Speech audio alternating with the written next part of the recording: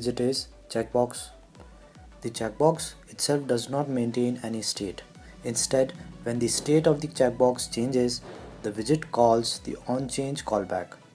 There are two required parameters in checkbox: value and onChange. For value, I'm creating a boolean variable called check, whose initial value will be false, changing its value when the function onChanged is called. You have to use setState if you want to do any changes on the screen. Putting the checkbox into row and creating another child text. And we are done with checkbox. DJ Rocky.